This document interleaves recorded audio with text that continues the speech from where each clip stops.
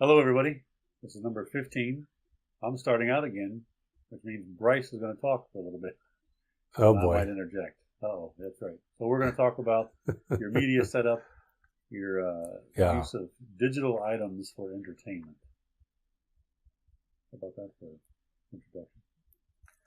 Digital items. We'll just make that the title of the episode. Digital items for entertainment. Yeah, it's actually it's simple-ish little setup. A modest television, and Apple TV 4 is what we use because it has the apps, which is really important. It's crucial to this whole thing. Excuse me, I used to use the PS3, but the menu system, and I never liked the menu system on the PS3. So, PlayStation 3. So we got the Apple TV 4, not the 4K, but the 4 when it came out. And it's actually been working really well. I use Plex as my main media streaming internally. Plex is an application that can run on a computer, whether it's Mac or PC, Mac or Windows. Whether you have, I know I work with someone who uses an NVIDIA Shield media streaming device. There's a Plex plugin for that. And I don't know if Western Digital, I think Roku has the player, Apple TV, the Amazon Fire Stick. You can work through that as well. And basically what Plex does is you can set it up. There's a myriad of ways to configure it. I have it set to where there's a TV section and a movies section. For some reason, I don't want the kids to watch a certain TV show or a certain movie. Those are in another section. And then, for instance, on my TV in the living room, it has access to all of it. It's just, why not make it easy? Just a full blanket sweep. So the kids using the standard horrible Apple TV remote control. You can also use your Apple Watch or a tablet or phone as a remote control. And then you just, you watch your stuff. My daughter, actually my whole family, they like to pick a movie, a TV show, and then watch it until they memorize it. That's just, I think it's on my wife's side of the family. They love doing that. She's watched The West Wing, I think 19 times as a full series. She just started again, actually, about 2 weeks ago. I haven't seen it. Check it out. You've never seen West Wing? Wow. Okay, so I recommend West Wing. Well, let me back that up. I don't recommend anything. There's too many people who get finicky and upset about everything. It's a government show. It's West Wing. It's the West Wing of the White House. But it's entertaining, and we've enjoyed it. She has enjoyed it many times. I watched a few episodes, and then I have to leave. I can only handle it so long because I've seen it so many times. But with that said, that's what's nice about having Plex. If I have videos that I've purchased, unfortunately, they can't be put into the system because, digital rights management on all that silliness. If you buy it on iTunes, you have to play it through the Apple TV app. If you buy it on, was it Media Now or Movies Now or something? I can't remember now the name of it. But sometimes you buy the, the pack, the DVD or Blu-ray set that has digital media.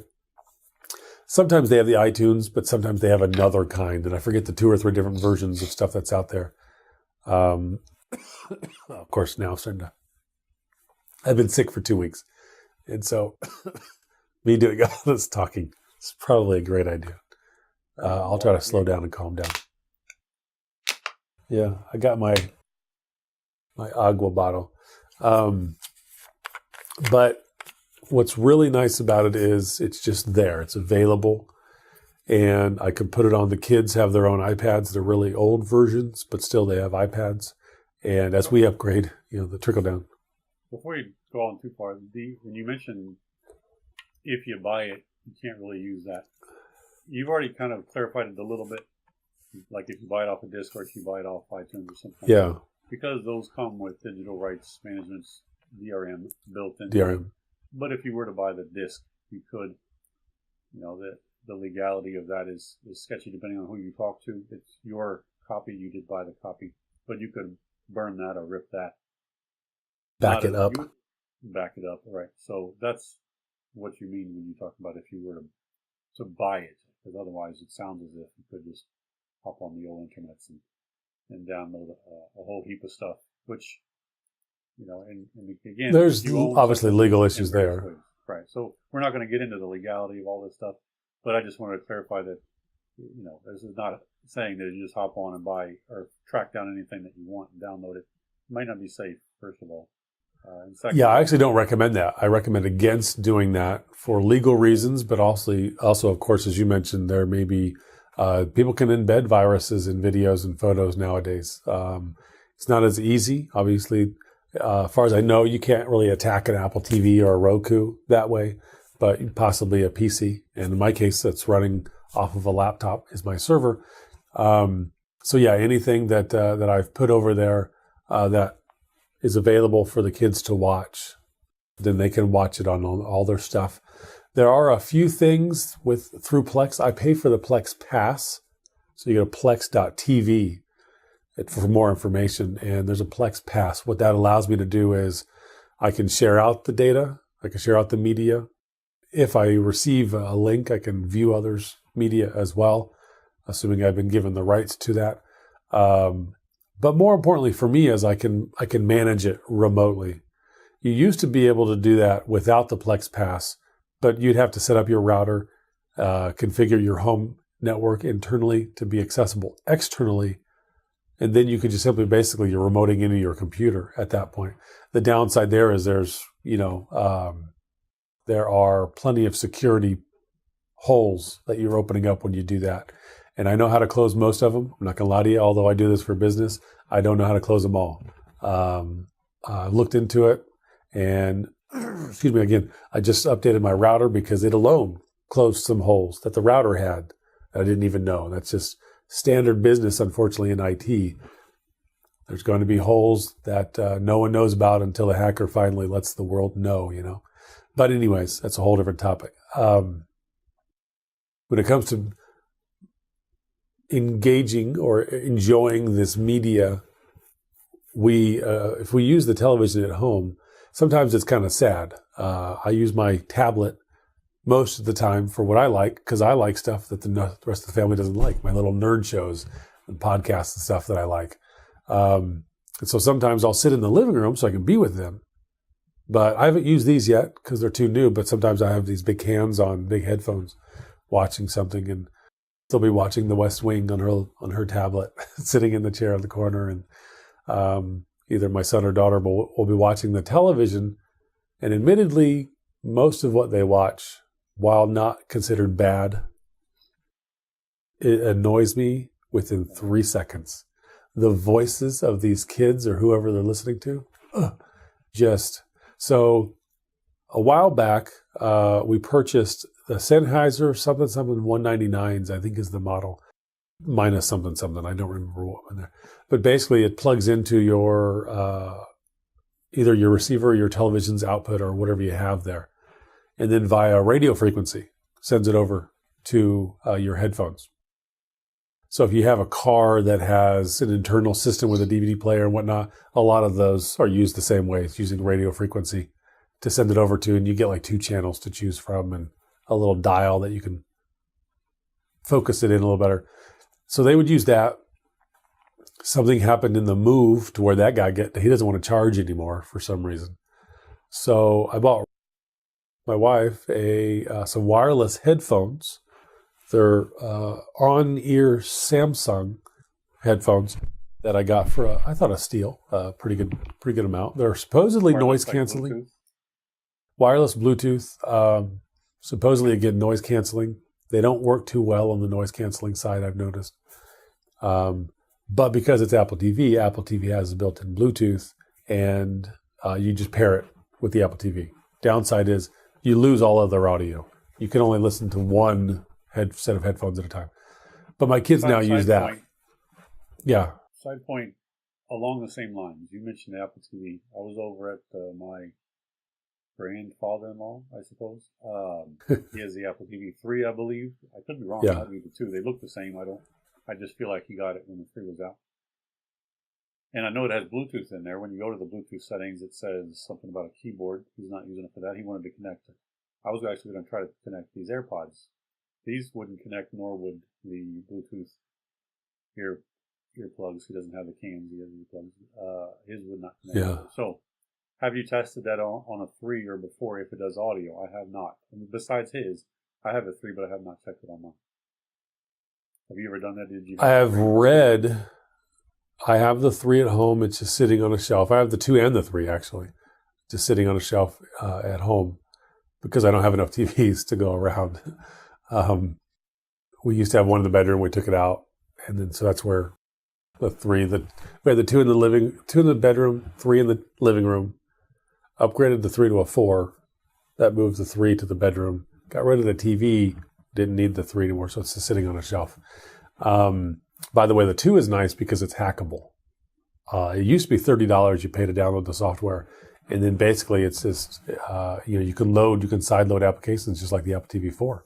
I don't think they ever successfully did that with the 3. But anyways, I believe that you can hook up Bluetooth audio to the 3 after like the second to last or the last update. But I have not tested it myself. I'll be glad to test it on mine at home just to verify. And I have a plethora of Bluetooth audio devices to work with, so I can definitely test it. But I read about it, but I've never tried it. Yeah. But it's a nice feature to have. The option to put on headphones. My son is into soccer, and he's into these really annoying British soccer players. And it's not that they're British, that's not what's annoying. But their voice, along with sometimes their blimey accents, it's not like a really polished accent. It's just like a hardcore, gritty, he needs to slow down. I don't think anybody has ever said anything hardcore and gritty about anything in the UK, but then again, I've never been. So. Well, yeah, there are versions of the accent that, and I don't know where they're from to even direct it, but there are, like, I use Adele, as angelic as her singing voice may be. Right, yeah. When she talks, she's kind of like, what? Imagine. Is that what that's referred to? Could be. So imagine a guy with kind of a nasally voice talking about stuff you're not even remotely interested in. Right. That's me trying to watch a show with my son. Because they're talking about soccer boots and soccer balls, and sometimes they're doing a play-by-play of games, or FIFA 2018. They like to narrate someone playing that game, and I'm just like, he's 13, my son. Okay, I'm going to give this to you. I don't want to be overbearing and be like, no, you can't do it because I hate it. But so that's where these headphones are really great. They're just, you have the kids pop on the headphones. It's in the living room, so I know what they're watching. My daughter likes to do it with headphones for the tablet. But again, we make sure that she's in the living room when she does that. Or if she's in her bedroom, that she's kind of, the screen itself is facing the door. I think she has YouTube on her tablet, but she doesn't have Netflix. No. We took YouTube off. She has Plex on there. So anything she's watching is something that I already have put on the server. So it's been cleared, if you will. But she doesn't have access to YouTube. And if she wants to watch Netflix, she has to use either my tablet or mom's. We have the first gen iPad, believe it or not. We actually, still works. I want to say a week or two after it came out, we just so happened to be in New York. We went to the big Glass Cube store and we bought it there. And it was useless for the rest of the trip because it needed Wi-Fi and it needed other stuff. And we didn't have it where we were. So we're like, well, I'm sure this will be fun one day. And turns out now it's our Netflix box. So, it still plays it perfectly well. It's like a 90 version old Netflix. It doesn't have the newest by any means, of course. I think it's still running iOS 5 or something. So as long as YouTube still allows that app to connect to their service, that tablet is useful. I think she has a couple little games where you cut hair and whatever else. But for the most part, it's Netflix only. They took YouTube off of it. It just disappeared, the app, one day. And you can still go through the browser, but I have the browser taken off of the tablet because I want it to be more focused and locked down. And so every once in a while, we let her use that. We still have a couple 30-pin, those ancient situations, 30-pin power adapters laying around just so she can, charge the thing. But anyways, the main thing for us is Apple TV, using the Plex server, and there's an online, I think it's called Plex Cloud, where you don't even have to run your own server. You just upload stuff to their service. I don't know how much it costs, how much space, what type of videos or movies or pictures you can have. I like to be able to just control it myself locally. I don't know, one day if it becomes convenient enough, I might go that route. You probably couldn't do that with your speeds of internet at home. That's what's nice about Plex as well, is it's all internal. It recognizes, although the accounts are hitting this, service outside, my server doesn't have to go through the internet and then back into the Apple TV. It recognizes that it's all local. So it's just local traffic. It works out pretty well. But I do recommend, if you haven't already, look into some headphones. I would rather get a system to where 2 or 3 or 4 headphones can be used. Sometimes my wife and I want to watch a television show or a movie or something late at night when the kids are in bed. And we can only do one of us. We've almost taken the small, I mentioned before, the ounce angle Bluetooth speaker. We've almost paired that and then just kind of set it behind us to listen to it. But we haven't gone that route yet. But pair of headphones, get extra sets, the RF if you could. This is an idea, an audio splitter and then 2 Bluetooth transmitters. Could you just use that? You could do it. Well, the Apple TV only has HDMI out, so you'd have to be able to split the audio out of there. What we do have is our TV does have audio out. So it could go into the TV and then use the TV's audio out to then split it into multiple streams. But if you do that too many times, because it's analog, once you start splitting it, the signal starts to degrade, which means you don't have enough signal to then send it. You get a little crackly or staticky or something. But yeah, you could definitely do that. They make, just like I showed on that Bluetooth receiver, they make a transmitter that's roughly the same price and size. Right. You get 2 or 3 or 4 of those and just pair these headphones with that one. And then yeah, you could do that. I haven't done it, and I don't know the quality that you would get if you tried to do too many of those. But yeah, it can be done. But anyways, that's my setup. I didn't want to get too detailed. I was just going to say regarding that, the proximity in the living room, especially for Bluetooth, you probably would be close enough. But like you said, the more. Yeah, I don't mean that. Yeah, I'm thinking of the more that you're splitting the signal. So the idea is if you split the signal, in theory, you're cutting it in half. I don't think with audio that's exactly right, but it does drop. The decibels drop and output drops. So now if you want to send it out to 3 or 4, well, then you got to do the math. So if you have somewhere in there some sort of audio amplifier to boost the signal that goes to the Bluetooth transmitters, then you're probably going to be okay. How much do you want to get into that? I mean, you could probably build a little box and kind of put everything in so it's all happening internally and whatever else. But, it depends on how crazy you want to get. But I didn't want to get too detailed with my setup. Most people won't, yeah. And they might even make something that has it. But these FM radio-based transmitters are pretty good. Again, I don't know why mine died.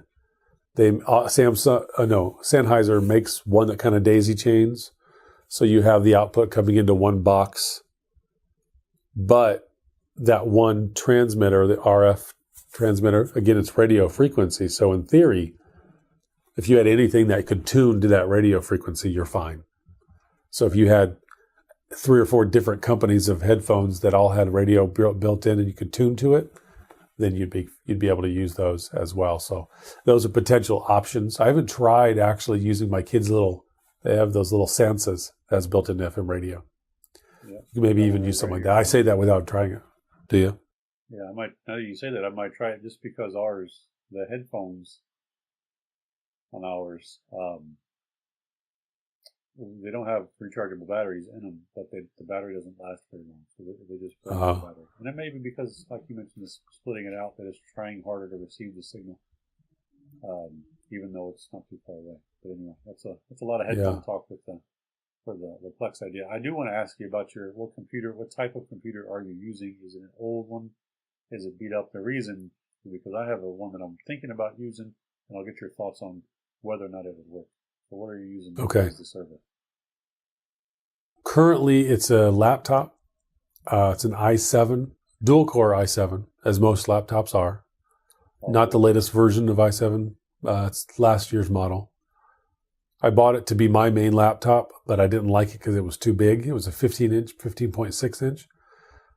So I found a 13.3 or whatever on sale. So that became my daily driver. This guy was then relegated to the shelf, which is my my server. So 8 gigs of RAM, 256 gig SSD. So it's speedy. You hit the power button to turn it on. Within 10 seconds, you're at the login screen. Although I never really turn it off because it is the Plex server. I might reboot it every once in a blue moon because of updates. So far, none of the Windows, those ridiculous Windows updates that have been going out, it hasn't crashed any of the Plex stuff. But Plex, my goodness, Plex updates once a month. It's crazy. But I have run it automatically. Will Plex update? I think you can set it to. I have mine to wait and ask me, but I think you can set it up to update automatically. My older machine, I had it running on a 2nd gen Core i5, and it was running fine. If you look at the specs of what they say they recommend, it's I think it's a dual core, Core 2 Duo, that's dual core. Right. Those are pretty old. Those are pretty old. You're looking at 2010 era. You're also, if you need to do any live transcoding, like on the fly. So for me, because I'm using the Plex Pass, I could actually watch it right now on my phone. Well, not right now. FaceTiming you. Be a little rude, you know what I mean? Did, but I get that. Yeah. So I got to go. I got to watch a movie. But what happens is, if I have this 10 gig or larger high bit rate file, it's not going to send that entire file to me because that would just be too much for the upload internet speed at home. So the computer then does a live transcoding of the video to whatever I've set it to. And I think it's like 768 kilobits or something like that. So that's where those older computers, they're great for just simply file sharing. And if you're doing something local, it's probably okay. But if you need to do any live transcoding on the fly to send you a file, even if you send it to your tablet, it recognizes that it's a tablet and it says, I'm not going to send you this full file because your screen can't display it anyways. I'm going to send you a smaller file. It helps with bandwidth. Well, at that point, I'd recommend at least a dual core, preferably quad core if possible, but a dual core i5 or greater. I wouldn't even recommend an i3, a dual core i5. Plenty of memory, at least 8 gigs. An SSD would even be better because that's super crazy fast. But if you don't have it, some people err on the side of size. I'd rather a 500 or a terabyte drive. 500 gigs, that is. What kind of computer do you have currently? Well, I'm not using one yet for that. I have in this drawer here, buried. There we go. There's some shuffling yesterday. Normally it's right on top, but it's actually underneath some things because I was going through some old hard drives. I believe this thing here is a old Core 2 Duo. But Core 2 Duo, just like the i5s and so forth, span a lot of generations. So yeah, many generations. I don't remember the years of this. It's probably a good 10 or more years old laptop. Again, fine probably for a file server. The other one, and this is where I wasn't certain on, it's a horrible computer. But then again, it's also running Windows 10. But it's a quad-core Atom processor computer. Well, transcoding I already know, but I'm not going to do that, as we already talked about. The bandwidth here at this house prohibits it anyway. But inside, I've got Cat5 running a lot of places. I could put it at one of the spots where the Cat5 is for a direct connection to the network, or run a wire over here if I need that. So I wasn't certain if that, I think it's about a year old, so whatever last year's Atoms were, I don't like the Atom processors. We bought it because it was cheap and my kid needed something for school. Windows itself is just a hog, and it's just not a good, for something like that, it's not a good operating system. So what I did see today on a video is that there is a Plex, an installer you can run on a very light version of Linux that basically all it does is run Plex. So I was thinking about loading that, if it would run on that, which I have to check. I know that'll run. There are a lot of Linux distros that do run on Atoms. Yeah, so that's what I would be looking at if I did this, because I would want something light. I don't need this garbage to be running in the background. But anyway, that's what my idea. When you said i7, I was like, oh, forget that mess. It's clearly beats the pants off this computer. But I'm hopeful that I can use this at worst, maybe load FreeNAS. But even FreeNAS kind of wants a decent little processor. It could be pretty robust, yeah, because you're basically running network attached storage / all the RAID arrays. You're running a software controller. So, that can use up all your processing power as well. Yeah. Well, I wouldn't be doing any RAID mess with this again. It would be whatever. I don't remember what hard drive was in it. I may have even swapped it out because I think it came with either a 500 or a terabyte, surprisingly, for that 10th computer. Oh, okay. I probably swapped it out with something else, but there's been enough computers that I've done that with. I've maybe a different one that I'm thinking of. But I know this one is an Atom, quad-core Atom, probably 4 gigs of RAM. So it's nothing fancy, nothing pretty at all, but should be enough to file serve. Because I did some copying to a hard drive to start the process that you are already using. Like right now, it's just a USB hard drive plugged into the Roku, and so you go into the Roku media player, and there's only 11 videos. Because I literally just started this stuff last week, and I'm just doing it when I have time. When I'm sitting down on the couch or whatever, I'll take my laptop with me, set it there, and burn a movie that we already have and put it on that hard drive. And I was even a test anyway, because that hard drive is an ancient one. It's only 20 gigs. That's how old that. Oh wow. Yeah, that's an ancient hard drive. So that dude has been around a while. But I've got a 250 gig SSD sitting around here somewhere, I think on top of this laptop that I want to use. Because I just want it just for movies. Because we don't buy seasons of television shows and things like that. So we have 200 plus probably movies in DVD form that I'd like to get on there. We probably won't even burn them off because a lot of them we don't watch. Fraggle Rock isn't going to be watched very often around here, I'm pretty sure. So wow. Yeah. So anyway, we're at the beginning stage, I think, of where you're at. We do have Rokus all over the place. I've got a brand new Roku in this drawer over here that I haven't even pulled out. I bought it for someone and then ended up just buying the same thing but mailing it because it was easier and cheaper in the long run. And then an Apple TV 3 out there. I feel like there is, or at least was, Plex for the Apple TV 3. Is that only for? Are you familiar? Is that only for the 4th version? And I don't recall there being one for 3.